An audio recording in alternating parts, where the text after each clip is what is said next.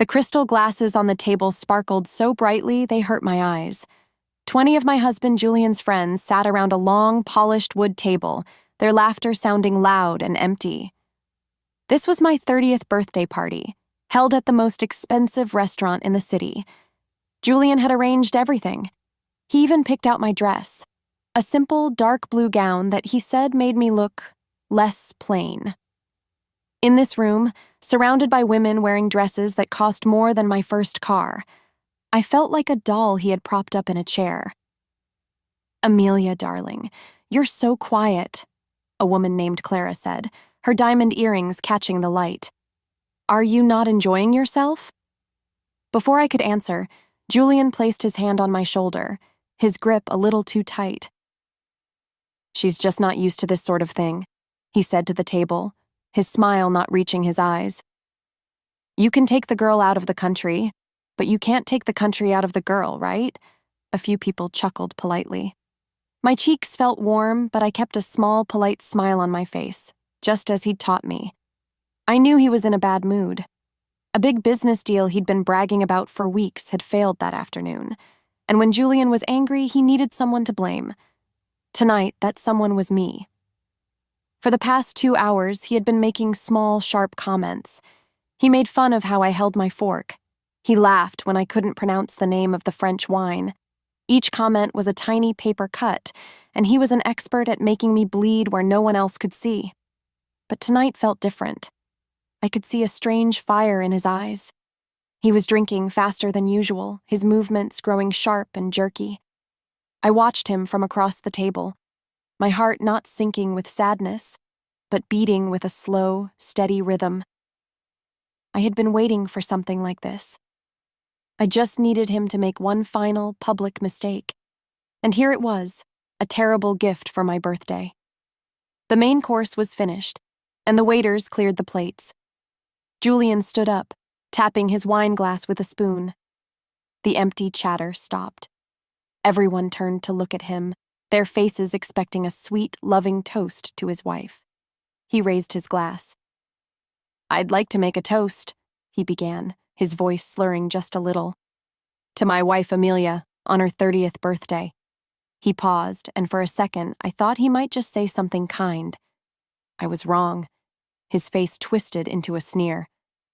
"I brought her here tonight to show you all what I have to live with," he said, his voice growing louder.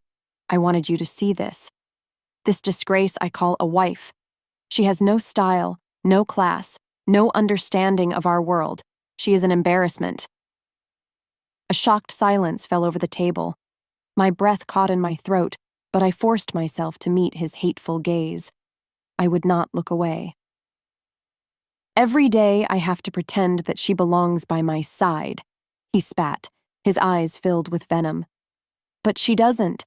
She belongs back in the dirt where I found her." He threw his cloth napkin onto the table. It landed next to a huge bill the waiter had just placed there. He looked down at me, his lip curled in disgust. Then he leaned in close, his voice a low, vicious whisper for everyone to hear. "A woman like you is lucky I ever touched you." With that, he turned and walked away. The sound of his shoes clicking on the marble floor was the only noise in the room. He didn't look back. He just left me there, sitting in the middle of 20 shocked faces with a bill for $10,000. The whispers started immediately. People started looking at their phones, avoiding my eyes. I could feel their pity and their judgment washing over me. They expected me to cry, to run out in shame. I did neither. Slowly, I reached into my small handbag. I pulled out a simple, worn wallet that Julian had never seen before. From it, I took out a plain black debit card. He didn't know this card existed. He didn't know this bank account existed. He didn't know a lot of things about me. I caught the waiter's eye and gave him a calm nod. He walked over, his face full of pity. "Ma'am, the bill," he started, unsure what to say. "It's fine," I said, my voice steady. I handed him the card. "I'll take care of it. Please add a generous tip.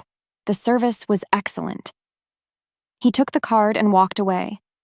A few moments later, he returned with the receipt. I signed my name, my hand not shaking at all. Then, I stood up, smoothing down my simple blue dress. I looked around the table one last time, at all the wealthy, powerful people who had just watched my life fall apart. I didn't say a word to any of them. I simply turned and walked towards the exit, my back straight and my head held high. As the cool night air hit my face, a small smile touched my lips. Julian thought he had destroyed me. He had no idea he had just set me free. Walking out into the city's cool night air, I felt a strange sense of calm. The whole world seemed to go silent.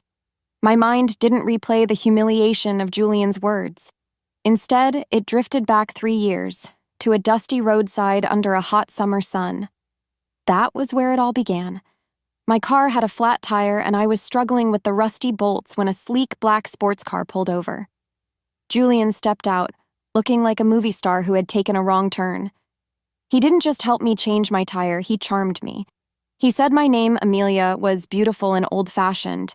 He smiled, and I felt like the only person in the world. He saw me as simple, pure, and refreshingly real. I was a small-town girl who worked at the local library, and he was a prince from a faraway city. To him, I was a blank canvas, and he was the artist who would create a masterpiece. I believed it. I fell for the fairy tale he was selling, and when he asked me to marry him just 3 months later, I said yes without a second thought. I left my small town, my friends, and my tiny apartment for a new life in a gilded cage. The first year of our marriage was a blur of changes. He replaced my simple clothes with designer dresses I couldn't pronounce the names of. He swapped my old flip phone for the latest model, telling me it was so he could always reach me. I soon realized it was so he could always track me. My friends from back home stopped calling after Julian made a few cold remarks about their simple lives.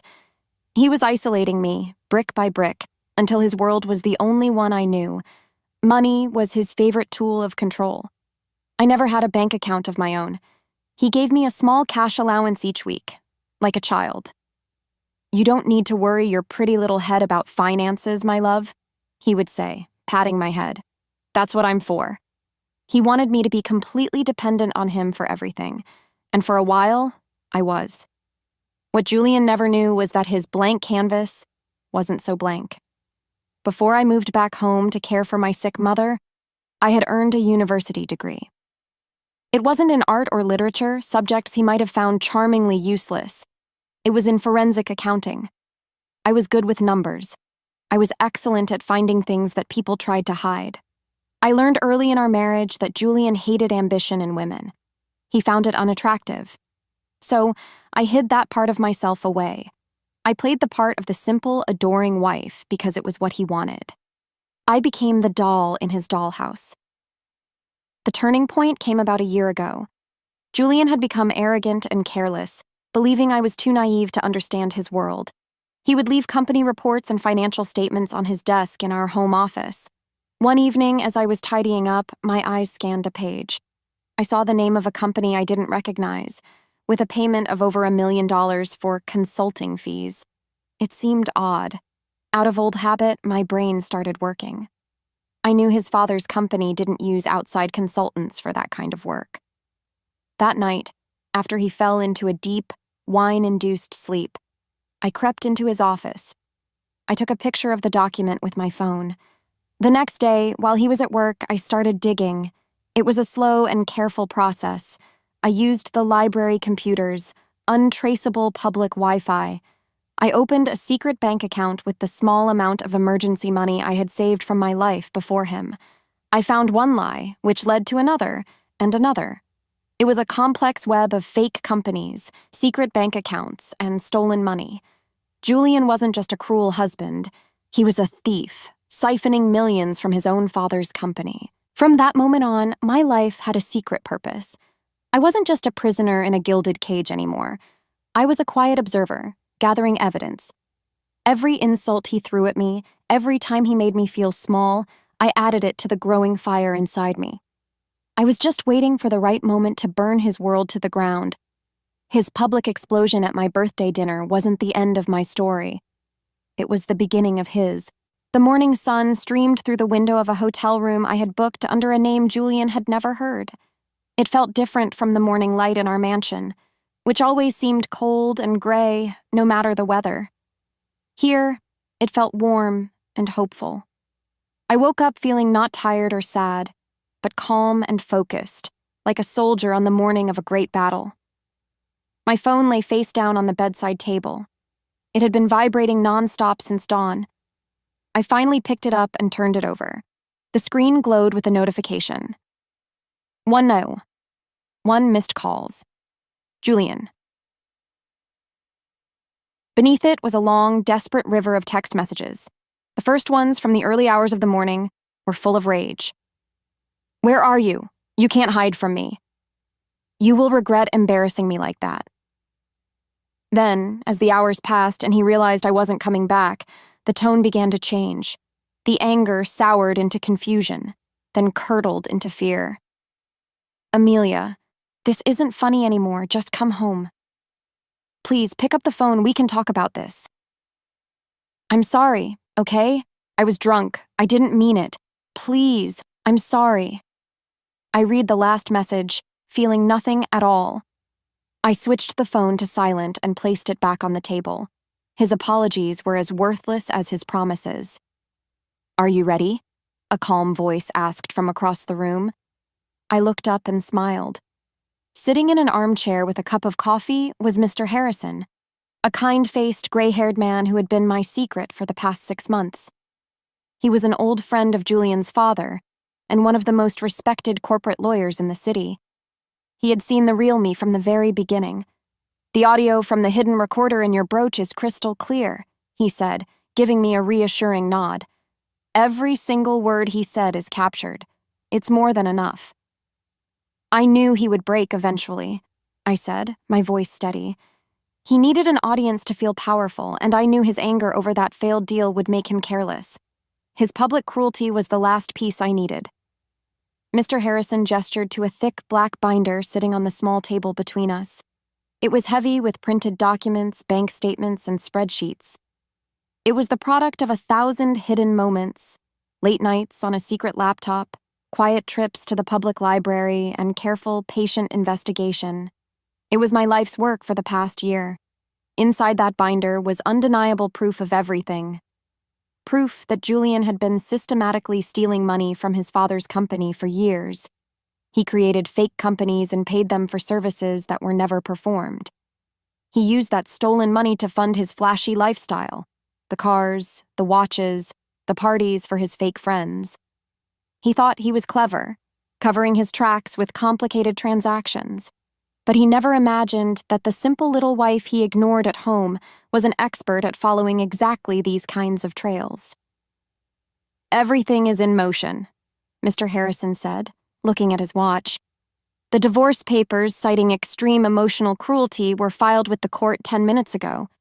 A courier is on his way to the Vance Corporation headquarters with a copy of this binder for every member of the board. And a third courier, he paused looking at me, is delivering a special hand-addressed copy directly to your father-in-law, Alistair Vance.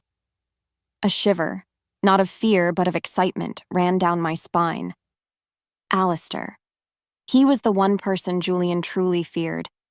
He was a man who had built an empire from nothing and despised weakness and dishonesty above all else. I stood up and walked to the window, looking down at the city waking up below. Julian was waking up too, but his world was about to be plunged into darkness. He thought last night was his victory, his moment of putting me in my place. He had no idea it was his public execution, and I was the one who had handed him the sword. This wasn't just about leaving him. It was about taking back my life and showing everyone, especially him, who I really was. After Mr. Harrison left to oversee the next steps of our plan, I remained in the quiet hotel room. The city hummed below, alive and indifferent. I poured myself another cup of coffee and sat in the armchair by the window, not watching the traffic, but watching the clock on the wall. Every tick of the second hand was a beat in a symphony I had composed long ago. I knew Julian's morning routine better than he did. I knew every one of his weaknesses, every one of his vanities. And now I could picture his world beginning to crumble, piece by predictable piece. It would start with his pride. I knew he would have woken up alone in our cold, oversized bed, a smug smirk on his face. He would be thinking of me, picturing me crying in some cheap motel, already regretting my defiance. He would feel powerful, in control.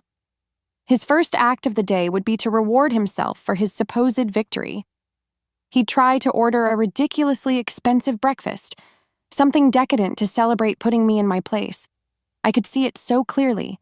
Him, barking an order into the phone for truffle-covered eggs, rattling off his unlimited corporate card number like a king announcing a decree. And then, the pause.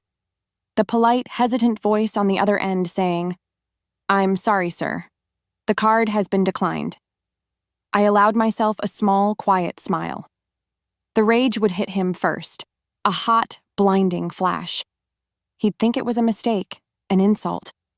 He would slam the phone down and immediately call his private banker, ready to have someone fired. But the banker, a man who bowed and scraped to Julian's every whim, would have received his orders from a much higher power. Alistair. I could imagine the banker's voice, suddenly stripped of all warmth, becoming a cold, professional instrument of bad news. "Your accounts have been frozen, Julian, pending an internal investigation." That would be the moment the first real crack would appear in his perfect world. The rage would curdle into confusion, then into a cold, creeping dread. The money wasn't just money to Julian. It was everything.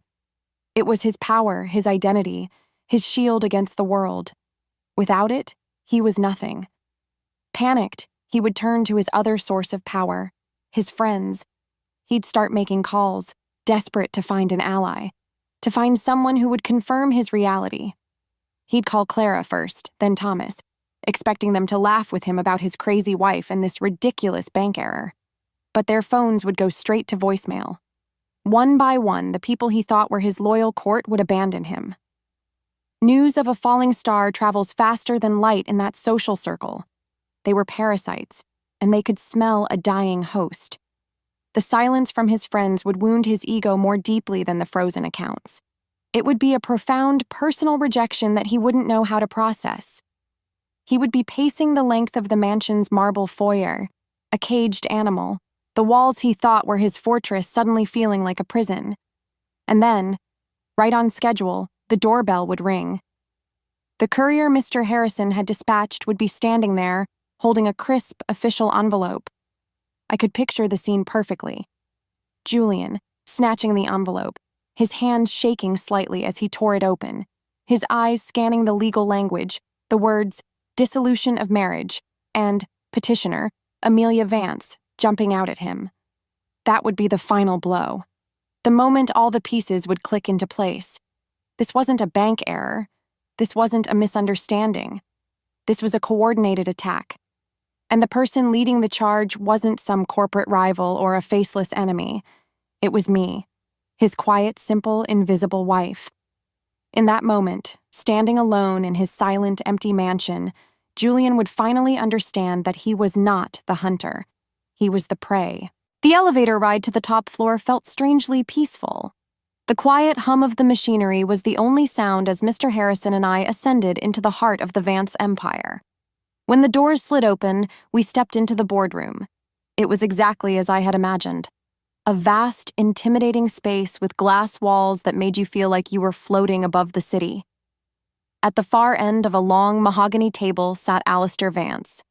He didn't look up when we entered, but I knew he was aware of our every move. He radiated an aura of immense power, quiet and absolute. Mr. Harrison and I took our seats, and I placed my simple briefcase on the polished table, the soft click echoing in the silence. This was it. The culmination of a year of secrets, a year of biting my tongue and playing a role. My heart was beating a steady, strong rhythm. I wasn't afraid. I was ready. A moment later, the door burst open and Julian stormed in. He looked rumpled and panicked, his hair a mess and his eyes wild.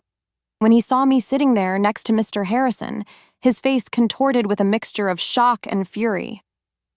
"What is she doing here?" he demanded, pointing a trembling finger at me.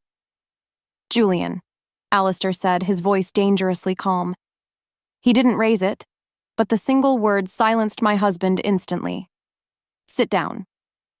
Julian slumped into a chair across from me, his eyes darting between me and his father. He was a cornered animal, and he was about to do exactly what I expected him to do. Lie. Father, this is absurd, he began, trying to force a laugh that sounded more like a choke. It's a lie. She's a scorned woman trying to get a bigger divorce settlement. She's vindictive. She's making it all up. Look at her. Who are you going to believe, me or the simple girl you've seen at family dinners? Alistair's gaze remained fixed on his son for a long moment. Then, he turned his head slowly and looked at me. His eyes were like chips of ice, searching for any sign of weakness or deceit. I met his gaze without flinching. Ms. Vance, he said, the formal title a clear signal. Please proceed. I took a deep breath and opened my briefcase. I didn't look at Julian. My focus was entirely on his father. Mr. Vance, for the past 18 months, Julian has been embezzling funds through a series of shell corporations he established offshore. I slid the first document across the gleaming table. It was a bank statement. I had practiced this moment 100 times in my head. This is the first one I found, I explained, my voice even and professional. A payment to a company called Apex Global Consulting. According to company records, this was for market analysis on a European expansion project. A legitimate business expense, Julian spat, his face turning red. I ignored him. Apex Global Consulting was registered in the Cayman Islands 2 days before this payment was made, I continued, looking only at Alistair.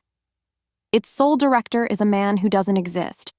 The corporate address is a P.O. box, and the money, after being wired there, was immediately transferred to a private account in Switzerland. I slid another paper across the table. An account held in your son's name. Alistair picked up the paper, his eyes scanning the details. I watched him, seeing the subtle tightening of the muscles in his jaw. For the next 20 minutes, I laid out my case. I presented a chain of evidence so clear and so strong that it was impossible to deny. Each fake invoice, each illegal transfer, each lie was exposed. I had followed the money, and it had painted a perfect picture of Julian's betrayal. I spoke calmly, presenting the facts without emotion, like a doctor delivering a diagnosis. This wasn't personal, it was business. Julian tried to interrupt, his denials growing weaker and more desperate each time. He was drowning, and I was the one calmly describing the water filling his lungs. Through it all, I watched Alistair. I saw the moment his expression shifted. He was no longer a father listening to accusations against his son. He was a CEO looking at a cancer that was threatening to destroy his life's work. When I was finished, I closed my briefcase. The silence that followed was heavier than anything I had ever felt. Alistair placed the papers into a neat pile. He didn't look at them. He looked at Julian. He looked at him as if he had never truly seen him before. Julian, he said, his voice devoid of all warmth. You are a fool. After my father-in-law called Julian a fool, the silence in the room was absolute. It felt like the air had solidified, trapping us all in that one final moment of judgment. Julian just stared at him, his mouth slightly open, his mind clearly struggling to catch up with reality. The arrogance that had been his armor for so long had shattered, leaving him exposed and pathetic. Alistair didn't waste another second. He pressed a button on the intercom on his desk. Helen, he said, his voice as cold as steel. Get me the head of security and the head of public relations. In my office, now. Julian started to shake his head, a desperate, pleading look in his eyes. Father, no. Please. We can fix this. I can pay it back. I'll do anything. Alistair didn't even look at him. He turned to me. Ms. Vance, he said, the name a formal barrier between us. I appreciate you bringing this to my attention with discretion. You have saved this company from a far greater crisis. It wasn't an apology for his son's behavior, but it was an acknowledgement. It was respect. The door opened and 2 stern-looking people, a man and a woman, walked in. They were the heads of security and PR. Alistair's orders were swift and brutal.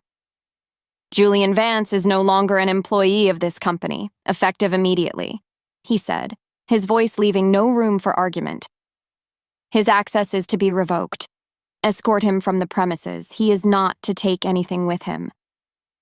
To the head of PR, he said, "We will be issuing a press release in 1 hour. It will state that an internal audit has uncovered significant financial misconduct and that Mr. Julian Vance's employment has been terminated.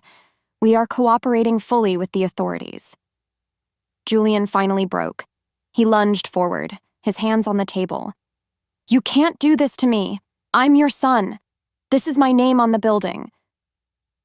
"Your name is a privilege you have lost," Alistair said, his voice dropping to a near whisper, which was somehow more terrifying than a shout. "You are no longer a part of this family or this company. You are on your own." The head of security, a large, impassive man, stepped forward and placed a firm hand on Julian's shoulder. All the fight went out of him at once. He collapsed back into his chair, a broken man. I watched as they led him out of the boardroom. He didn't look at me. He couldn't look at anyone.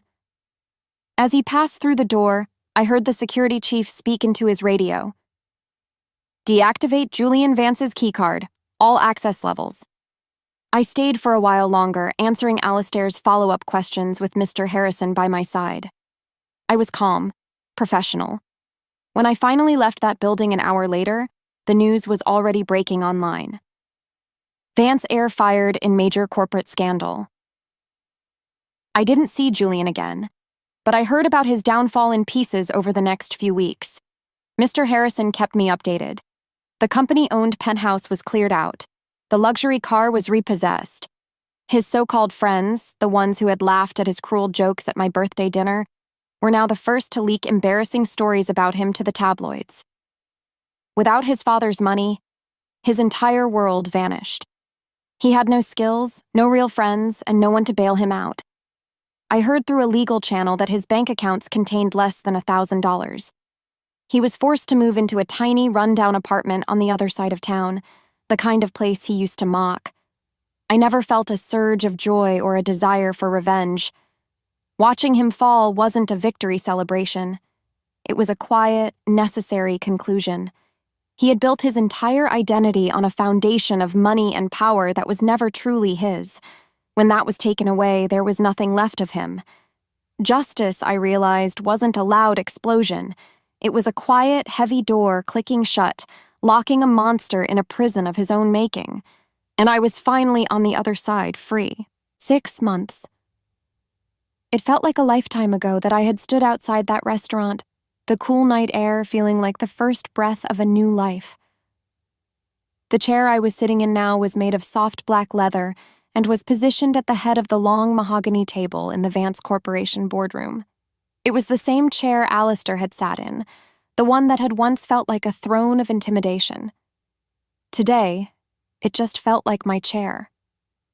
The room was filled with the senior executives of the company, men who just a year ago would have looked straight through me at corporate events, dismissing me as Julian's quiet, simple wife. Now they listened intently as I spoke, their pens scratching notes on paper. Their respect wasn't given to me because of my last name, it was earned. Alistair hadn't offered me a handout. He'd offered me a job. A few weeks after Julian's dismissal, he had called me into his office. He wasn't a man for apologies, but in his own way, he acknowledged what I had done. He hadn't seen a vengeful ex-wife. He'd seen a brilliant mind that could find a needle in a haystack of numbers. He asked me to lead the new internal audit team, to help him clean up the mess his son had made and to put systems in place so it could never happen again. I accepted. I had spent the last 6 months rebuilding. Not just my life, but entire departments of this company. I worked tirelessly, driven by a passion I had suppressed for years. I discovered that I wasn't just good at finding problems, I was good at solving them. The people in this room had been skeptical at first, but I had proven my worth with results, not words. I was no longer the woman who was lucky to be touched. I was the woman who was rebuilding an empire. That concludes the quarterly review, I said, closing the binder in front of me. Thank you for your time. The men nodded, gathering their things and filing out of the room with polite murmurs of, "Good work, Amelia." When the heavy door clicked shut, I was alone. The silence felt different now. It wasn't lonely. It was peaceful. I leaned back in my chair and looked out at the vast city skyline, the endless rows of buildings glittering under the afternoon sun. It was a view of infinite possibility. My phone buzzed softly on the table. A text message from a blocked number. I knew who it was before I even read it. It was the third one this month. "Hey, it's me. I know you hate me. I get it. But I'm in trouble. Could you spare a little, just to get by? Please." I read the words, and the most surprising thing happened. I felt nothing. Not a flicker of pity, not a spark of triumph. It was like reading an old weather report for a storm that had long since passed. He was just a ghost, a pathetic echo from a life that no longer belonged to me. My thumb hovered over the screen for a second, then I pressed delete. I didn't even bother blocking the number again. It didn't matter. He couldn't reach me anymore. I stood up and walked to the vast glass window, placing my hand against the cool surface. Down below, the city was a tapestry of 1,000,000 different stories, 1,000,000 different lives. And for the first time, mine was entirely my own, written in my own words, on my own terms. A genuine, quiet smile spread across my face, not of victory over him, but of joy for myself. The night Julian left me in that restaurant was my 30th birthday. But looking out at the endless horizon, I realized he had been wrong about everything, including that. My real birthday had just begun,